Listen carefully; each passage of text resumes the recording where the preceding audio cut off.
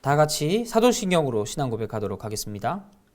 전능하사 천지를 만드신 하나님 아버지를 내가 믿사오며 그 외아들 우리 주 예수 그리스도를 믿사오니 이는 성령으로 잉태하사 동정녀 마리아에게 나시고 본디오 빌라도에게 고난을 받으사 십자가에 못 박혀 죽으시고 장사한 지 사흘 만에 죽은 자 가운데서 다시 살아나시며 하늘에 오르사 전능하신 하나님 우편에 앉아 계시다가 저리로서 산자와 죽은 자를 심판하러 오시리라. 성령을 믿사오며 거룩한 공예와 성도가 서로 교통하는 것과 죄를 사하여 주시는 것과 몸이 다시 사는 것과 영원히 사는 것을 믿사옵나이다. 아멘.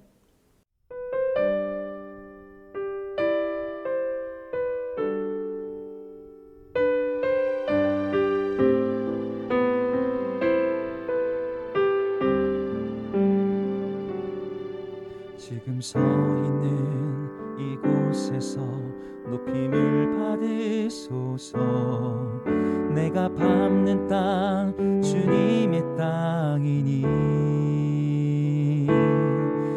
하늘이 주의 이름 높이 올리며 넓은 바다가 주를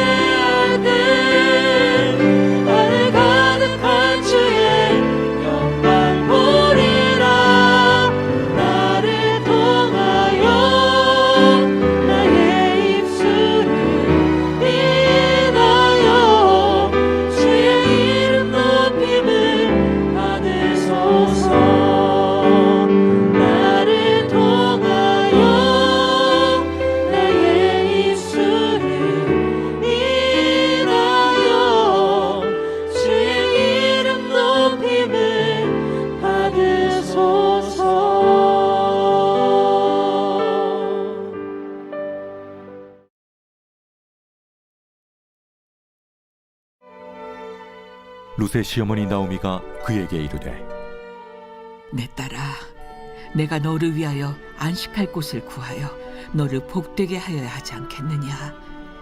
내가 함께하던 하녀들을 둔 보아스는 우리의 친족이 아니냐? 보라, 그가 오늘 밤에 타작 마당에서 보리를 까불리라. 그런즉 너는 목욕하고 기름을 바르고 의복을 입고 타작 마당에 내려가서 그 사람이 먹고 마시기를 다 하기까지는 그에게 보이지 말고, 그가 누울 때 너는 그가 눕는 곳을 알았다가 들어가서 그의 발치 이불을 들고 거기 누우라. 그가 내 할 일을 내게 알게 하리라. 어머니의 말씀대로 내가 다 행하리이다. 하니라. 그가 다장마당으로 내려가서 시어머니의 명령대로 다 하니라. 보아스가 먹고 마시고 마음이 즐거워 가서 곡식단 더미의 끝에 눕는지라. 룻이 가만히 가서 그의 발치 이불을 들고 거기에 누웠더라. 밤중에 그가 놀라 몸을 돌이켜 본즉 한 여인이 자기 발치에 누워 있는지라. 이르되, 내가 누구냐? 나는 당신의 여종 루시오니 당신의 옷자락을 펴 당신의 여종을 덮으소서. 이는 당신이 기업을 물을 자가 됨이니이다. 내 딸아, 여호와께서 내게 복 주시기를 원하노라. 내가 가난하건 부하건 젊은 자를 따르지 아니하였으니 내가 베푼 인애가 처음보다 나중이 더하도다. 그리고 이제 내 딸아, 두려워하지 말라. 내가 내 말대로 내게 다 행하리라. 내가 현숙한 여자인 줄을 나의 성읍 백성이 다 아느니라. 참으로 나는 기업을 물을 자이나 기업 물을 자로서 나보다 더 가까운 사람이 있으니 이 밤에 여기서 머무르라. 아침에 그가 기업 물을 자의 책임을 내게 이행하려 하면 좋으니 그가 그 기업 물을 자의 책임을 행할 것이니라. 오늘 우리는 룻기 3장에 나와 있는 룻의 태도를 보며 어떻게 이 세상을 살아가야 하는지, 이런 역경과 고난과 어려움을 이겨갈 수 있는지 함께 살펴보도록 하겠습니다. 이곳 가운데 분명히 하나님께서 허락하신 그 은혜가 있는데 그 은혜를 발견하는 방법이 있거든요. 그 지혜를 함께 살펴보도록 하겠습니다. 먼저 오늘 본문 나오는 등장하는 인물들 중에 나오미를 보자면 그는 룻의 시어머니였지만 룻에게 줄 게 아무것도 없는 여인이었습니다. 그는 남편도 잃었고요. 2명 있었던 그 2 자식, 아들마저도 잃었습니다. 그리고 자신의 그런 어려운 상황 속에서 이 상황을 토로하고 또 그것들을 나타내며 어떻게 살아가야 될까 막막한 상황 속에 있는 사람이었죠. 하지만 룻은 그런 시어머니를 쫓아서 이스라엘로 넘어오게 됩니다. 분명히 그것들을 저버리고 간다고 해도 아무도 손가락질하지 않지만 룻은 그것들을 자신의 받아야 할 사명으로 여기고 살았다는 거죠. 룻은 나오미를 쫓아 이스라엘로 넘어오고 하루하루 먹고 살기 위해서 밭에 나가 추수를 합니다. 남아있는 곡식들을 주워서 하루하루 연명해 가는 거죠. 그들의 인생은 영원히 이럴 수밖에 없었습니다. 그 인생은 절망 가운데 있었다는 거죠. 하지만 그곳 가운데 룻은 한 남자를 만납니다. 그 남자의 이름은 보아스였습니다. 그리고 그 남자와 대화하던 와중에 그가 자신에게 호의를 가지고 있고 또 자신에게 많은 은혜를 베풀었다는 것을 알게 됩니다. 이것을 나오미에게 이야기하죠. 그리고 오늘 본문이 시작됩니다. 룻은 이런 상황 가운데서 어떻게 해야 될지 그의 시어머니에게 조언을 구합니다. 왜 그랬을까요? 분명히 시어머니가 그보다 연장자일 수도 있겠지만 그가 의지하는 그 하나님을 충분히 많이 알아갖고 삶의 지혜로 살아왔던 그 시어머니를 신뢰했기 때문이 아니었을까요? 즉 룻이 신뢰하는 것은 하나님을 믿는 나오미, 즉 하나님을 신뢰하는 것으로 볼 수도 있습니다. 룻은 여기서 잘 처신하기 위해서 나오미의 조언을 따릅니다. 나오미는 룻이 잘 살아갈 수 있도록 현명하게 판단할 수 있도록 조언합니다. 그 상황 가운데 가장 필요한 것은 무엇이며 어떤 일을 해야 되는지 룻에게 조언하고 있는 거죠. 룻은 나오미의 조언에 따라 보아스에게 조심스레 자신이 청혼하는 것을, 자신이 그에게 마음이 있다는 것을 드러내게 됩니다. 이런 과정 속에서 조심스럽지만 대담한 행동, 이것들을 지시한 나오미의 이 말까지 모두 하나님의 은혜, 그 계획 안에 있었음을 우리는 알 수 있습니다. 룻은 나오미의 말에 순종하여 이 모든 것들을 실행합니다. 그리고 그 반응이 보아스로부터 오게 되는데요. 보아스도 이렇게 어려운 결단을 내렸고 또 그 상황 가운데서 용기를 냈던 룻을 칭찬합니다. 왜 이런 일들을 했을까요? 나오미는 룻이 더 현명해지길 바랬고요. 룻도 나오미의 조언을 따라서 더 현명해지려고 노력했습니다. 여기서 말하는 이 현명하다는 게 무엇일까요? 그것을 보아스가 이야기해 줍니다. 룻은 분명히 자신의 인생을 선택할 수 있었고 젊은 남자를 찾아서 본인이 원하는 것대로 좋을 대로 택할 수 있었지만 하나님께서 주신 가업을 잊고 또 그것들을 위해서 노력하는 것을 쉬지 않을 것을 보아스는 알았기 때문입니다. 그래서 보아스는 룻을 칭찬하고 있는 거죠. 룻의 이러한 행동들은 사사로운 개인의 욕심이 아니라 오직 하나님의 나라와 그 뜻을 구하는 것에서 발견할 수 있다고 보아스는 보았습니다. 그래서 보아스는 룻을 칭찬하죠. 그를 현숙한 여인이라고 이야기합니다. 우리는 여기서 현숙한 여인에 대해서 좀 살펴볼 필요가 있는데요. 현숙한 여인은 잠언 31장에 나와 있습니다. 여기서 말하는 현숙한 여인을 보면 잠언 31장에는 가업을 일으키고 집안의 대소사를 담당하며 남편을 잘 섬기고 모든 것들을 감당해낼 수 있는 슈퍼우먼처럼 표현합니다. 근데 우리가 주목할 것은 그 마지막에 나와 있는 단어인데요. 여기서 말하는 현숙한 여인의 가장 기본적인 조건이 나와 있습니다. 무엇이냐면 바로 여호와를 경외하는 것. 하나님을 경외하는 그 여인이 곧 모든 일들을 감당할 수 있고 현숙한 여인으로 이스라엘의 칭송을 받는다는 것입니다. 그리고 이스라엘 사람들이 이것을 덕목으로 여겨 현숙한 여인에 대한 모습을 이스라엘 여인의 이상향으로 삼고 있는 거죠. 그리고 그 이상향을 오늘 보아스가 룻에게 칭찬하고 있는 것입니다. 룻이 가업을 일으킬 만한 엄청난 재능이 있어서 그랬을까요? 아니면 보기에 너무 아름다워서 빼어나서 그를 칭찬했을까요? 아닙니다. 그의 마음 중심에 하나님을 경외하고 신뢰하는 마음이 있었기 때문에 보아스가 칭찬했던 것이죠. 책임질 줄 아는 여인, 하나님을 신뢰하고 믿고 살아갈 수 있는 여인이 룻이라는 것을 보아스는 알았기 때문입니다. 아마 그래서 더 보아스가 룻을 마음에 두지 않았나 생각합니다.